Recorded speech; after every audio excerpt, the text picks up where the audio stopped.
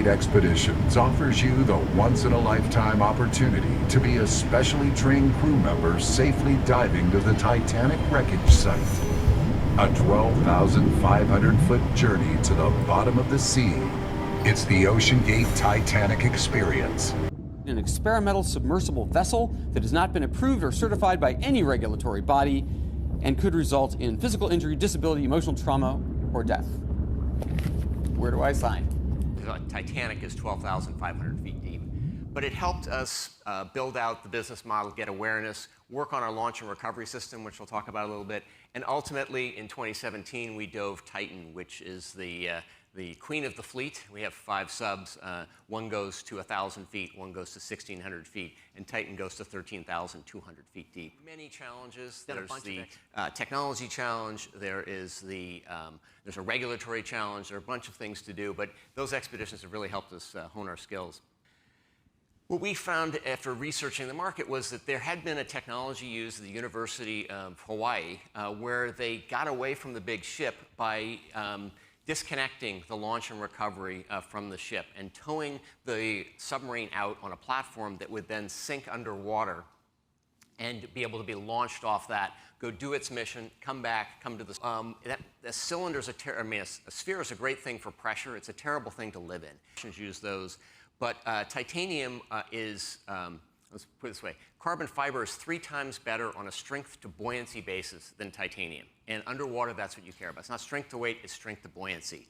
And yet no one had done that. And there are certifying or semi-certifying agencies, the Pressure Vessels for Human Occupation Committee that handles hyperbaric chambers in submarines. You have the SubSafe program in the Navy. These programs are over the top in their rules and regulations, but they had nothing with carbon fiber. So we had to go out and work on that. And one of the things I learned is, when you're outside the box, it's really hard to tell how far outside the box you really are. And we were pretty far out there. So we have a carbon fiber hull, it's 5 inches thick, and titanium domes on the end. Faced by search and rescue teams as they attempt to locate the missing submersible. A Canadian patrol plane has picked up sounds in the search area. These noises registered on sonar buoys. But at the moment, the experts haven't been able to identify them. Yet, it has provided a glimmer of hope as rescue teams move specialist equipment into the area. A sophisticated deep-sea submersible provided by the US Navy loaded onto this ship overnight. It will join more than a dozen ships and submersibles scouring the area, with the operator of the missing vessel's supply ship, the Polar Prince, saying they're still optimistic. The Polar Prince lost contact with the submersible on Sunday morning. I mean, realistically, how optimistic are you that you will find the submersible and rescue the men on it?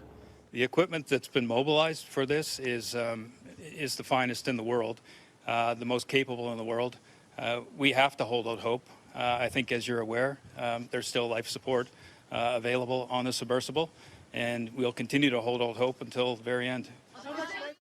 If the 5 men on Titan are still alive, their fate may rest in the hands of crew member Paul HenryNargeolet. A highly experienced mariner, he's visited the wreck of the Titanic some 35 times, and we tracked down a man who knows him well. Jose da Silva captained the supply ship on one of his missions.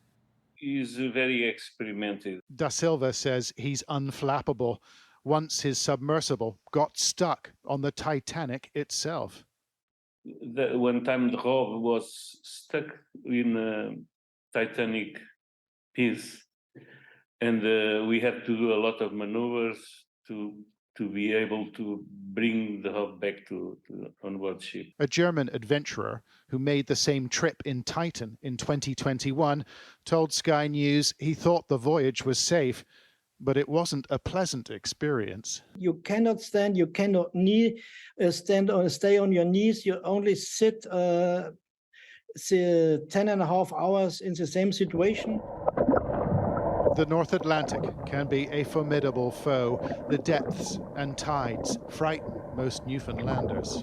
This is a challenging place to conduct a rescue operation. It was when the Titanic sank, And it still is now.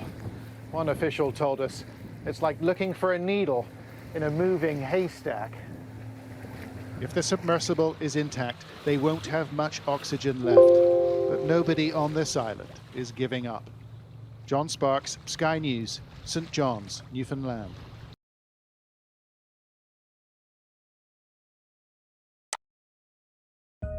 It is another mystery of the deep. As hopes fade for the 5 wealthy Titanic tourists who vanished while exploring the wreck aboard a mini submarine, one question keeps arising. What happened? It is possible that no one will ever know after the sub, called Titan, suddenly went silent hundreds of miles off the coast of Canada and around 13,000 feet underwater beside the Titanic. On board was a British billionaire, one of Pakistan's richest men and his son, a famed French explorer, and the CEO of the company running the dive. They began their voyage early Sunday with 96 hours of oxygen inside the sub and have not been heard from since. Submarine experts agree that 5 possible accidents are the most likely cause.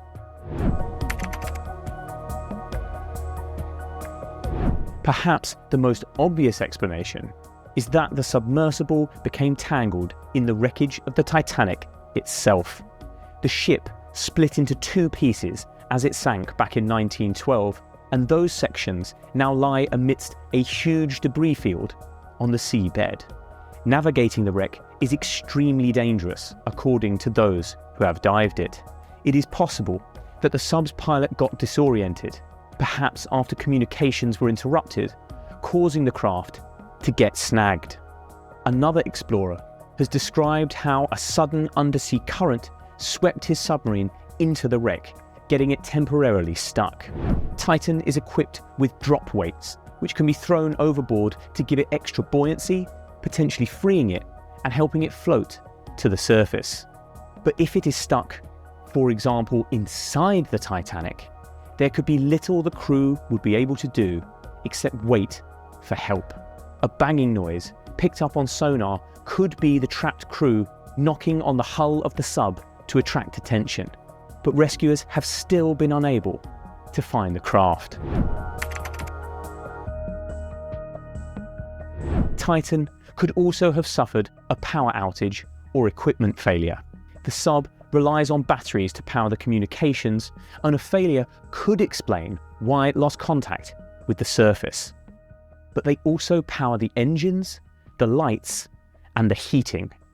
A catastrophic failure would have left the sub dead in the water, in complete darkness and in freezing temperatures. If that is the case, experts say the cold could kill quicker than the lack of oxygen.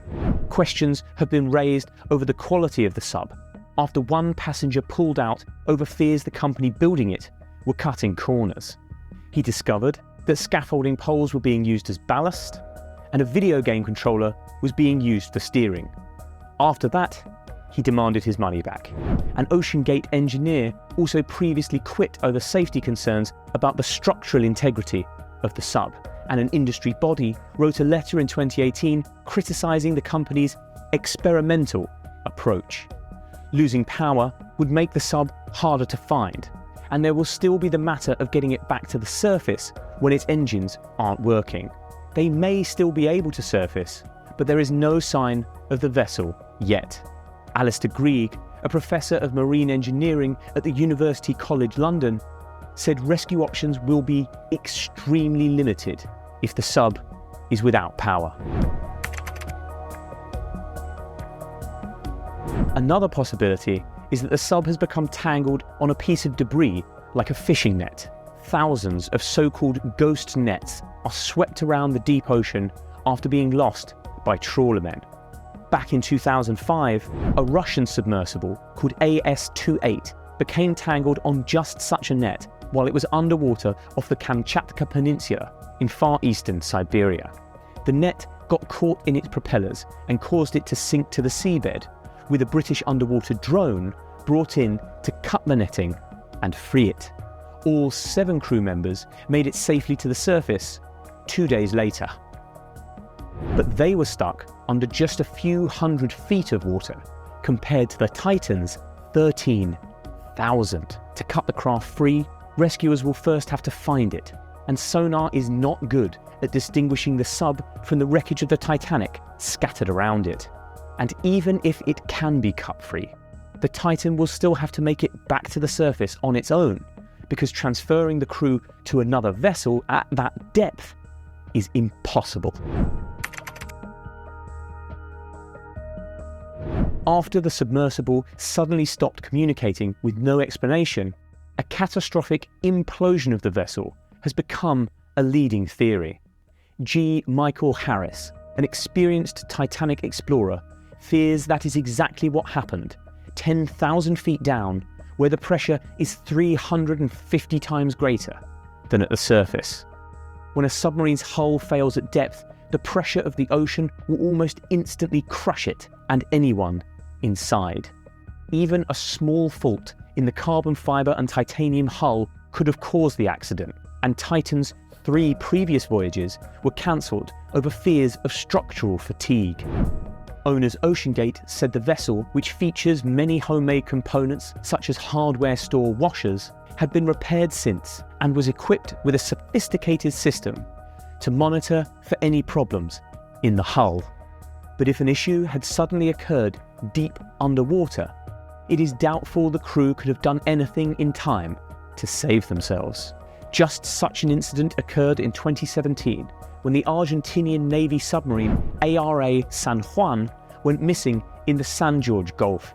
The wreck was only located a year later, scattered deep down on the seabed.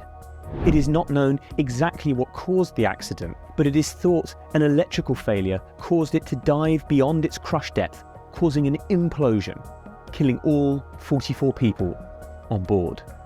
If that is what happened to the Titan, then the crew would have been killed instantly. Another possibility is a fire on board, perhaps caused by water getting into the electrics.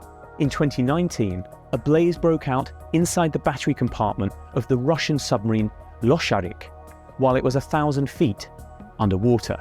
Fighting the fire in corridors as narrow as a few feet, the crew managed to get Losharik back to its parent submarine, which hauled it to the surface. 14 submariners, some of the most experienced and highly decorated in the whole of the Russian Navy, were killed.